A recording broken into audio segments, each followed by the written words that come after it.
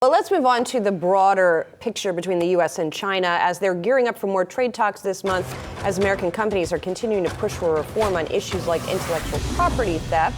Just back from China and joining us now is Frank Ryan, DLA Piper Global Co-Chair and U.S. Co-Chair of Intellectual Property. Thank you for being here. Thank you for having me. So put all of this in perspective for us, if you would, in terms of where we are in this trade war and whether we're going to make progress, in particular on intellectual property, which has sort of faded into the background a little bit. Sure. I think where we are right now is in a political phase in this debate. And what needs to happen is we need to get to a practical phase where companies, especially U.S. multinationals, can have certainty in doing business within China with respect to creating IP and having that IP protected. So the sooner we get stability for major multinationals in China regarding IP protection, the better off we'll be.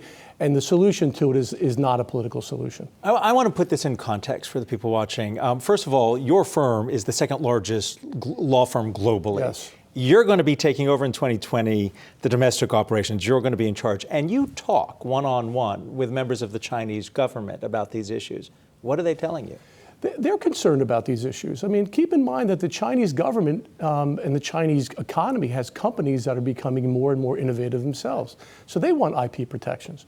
But what they don't want to have happen is to have this look like some political outcome that's forced them to take action they otherwise may not have wanted to take. Chinese companies need the same type of protections that U.S. and foreign multinationals need.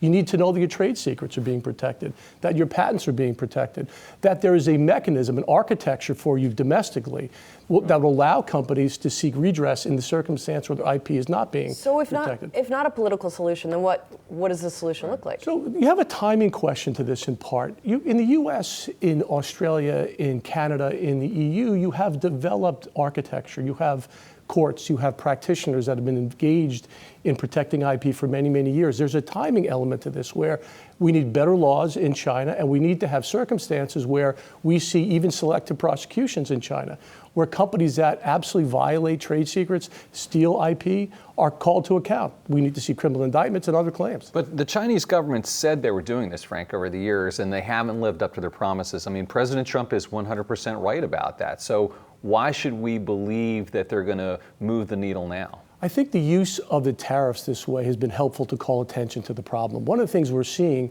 is even increased prosecutions in the United States under the Economic Espionage Act. That's helpful.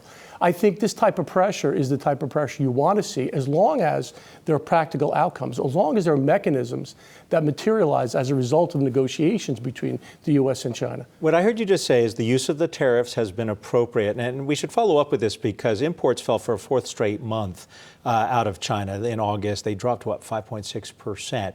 So at what point, though, do the Chinese say, let's make a deal? I think we're getting close to a point where there needs to be a deal made. Time doesn't help anyone from an IP theft perspective.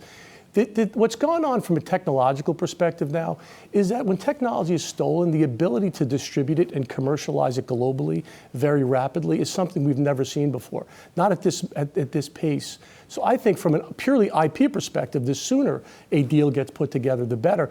But that deal must include specific components for IP protections. If it does not, it can create a bigger problem.